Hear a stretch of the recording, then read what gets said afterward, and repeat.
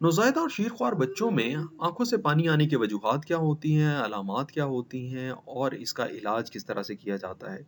आँखों से 2 तरह से पानी आता है, एक तो क्लियर पानी आता है जिसमें कोई इन्फेक्शन नहीं होती, किसी तरह की इन्फ्लेमेशन या सोज़िश या सुर्ख़ी नहीं होती आँख या आँख के अराउंड और दूसरे नंबर पे पानी आता है जिसमें पीप-नुमा पानी आता है, आँख चिपकी हुई होती है और स्वेलिंग होती है या आई की रेडनेस होती है।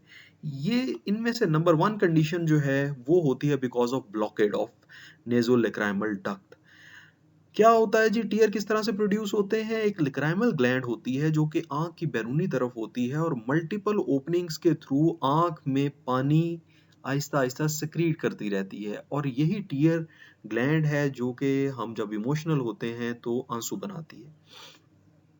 अब ये जो पानी आँख के अंदर आ रहा है, ये आँख की सफाई के लिए बेइंतहा ज़रूरी है। आईलिड्स वाइपर की तरह काम करती हैं जब खुलती-बंद होती हैं, तो आँख के अंदर मौजूद ये पानी नेज़ोलैक्राइमल डक्ट सिस्टम में आ जाता है, जो कि आँख के अंदरूनी तरफ या नाक के साथ-साथ रन कर रहा होता है और ये पानी ड्रेन होता है नोज़ के अंदर और उससे नेज़ल सेक्रीशंस भी क्लियर हो जाती हैं।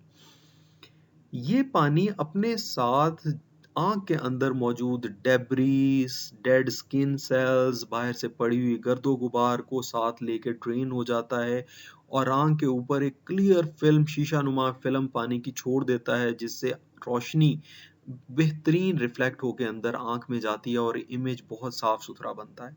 अगर ड्राई आई हो जाए खुदा ना ख़ास्ता किसी की ड्राई आई हो, तो उसे भी पता है कि उसे कितना ज़्यादा मुश्किल और तकलीफ़ महसूस होती है ड्राई आई के साथ। अब नॉर्मली सबसे कॉमन जो मसला होता है, वो ये होता है कि आँख के अंदर से ड्रेनेज सिस्टम जो है वो ब्लॉक हुआ होता है। ड्रेनेज सिस्टम कंसिस्ट ऑफ 2 पँखटा होते हैं इसके अपर आईलिड पे और लोअर आईलिड पे और एक जो है वो सिस्ट होता है जो कि न नाक के ऊपर होता है, बिल्कुल आँख के अंदरूनी तरफ होता है और साथ नेज़ोलैक्राइमल डक्ट होती है।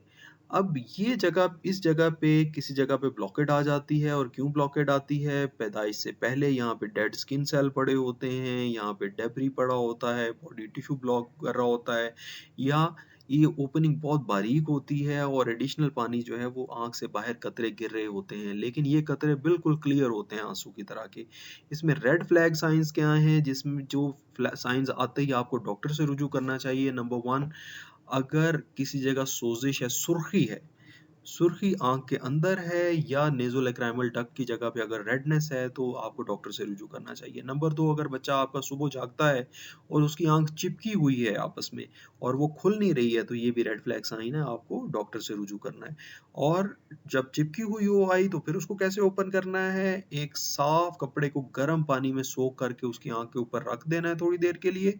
थोड़ी देर में नरम हो जाएँगी सेक्रीशंस और फिर जेंटली उसको वाइप करना है। यकदम खुश्क कपड़े से या हाथ के साथ उसको रगड़ना शुरू नहीं कर देना है जो भी सेक्रीशंस क्योंकि सेक्रीशंस क्रस्ट होके, थिक होके नुकीली हुई होती हैं, वो आँख को डैमेज कर सकती हैं। और तीसरा वार्निंग साइन ये है कि सिस्टेमिक डिजीज़ हो गई हो बच्चे को। बच्चा दूध ना पी रहा हो, बच्चे को बुखार हो, बच्चे को सीने की कोई अलामत, खाँसी वगैरह हो रही हो क्योंकि आँख के इन्फेक्शन करने वाले जरासीम साथ-साथ निमोनिया भी करते हैं और इस जरासीम को हम कहते हैं क्लैमिडिया ट्रैकोमैटिस।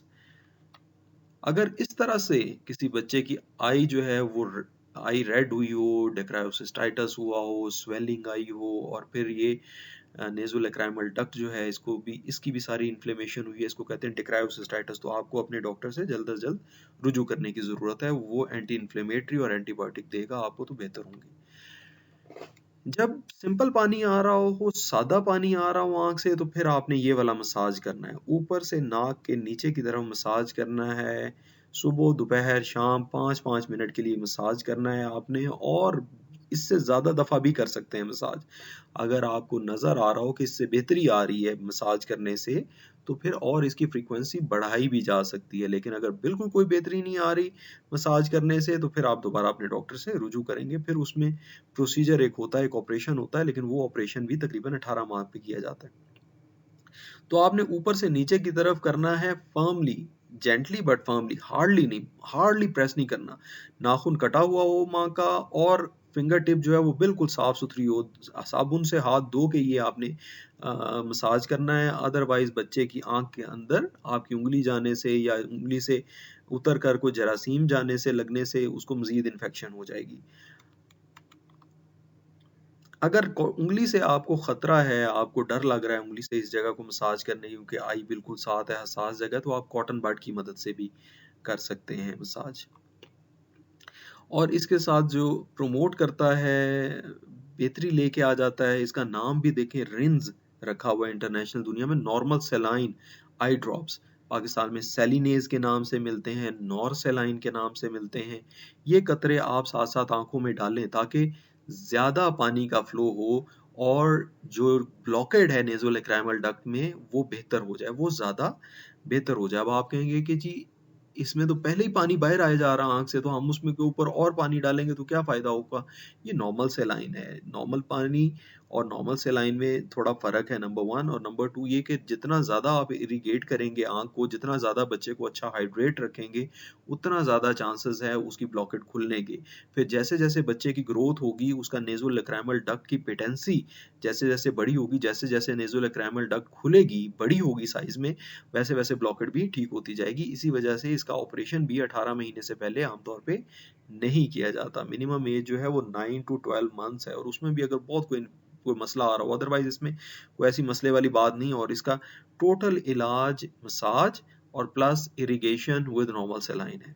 ये थी व्यूअर्स मेरी आज की गुज़ारिशात। उम्मीद है आप लोगों को इससे फ़ायदा हो।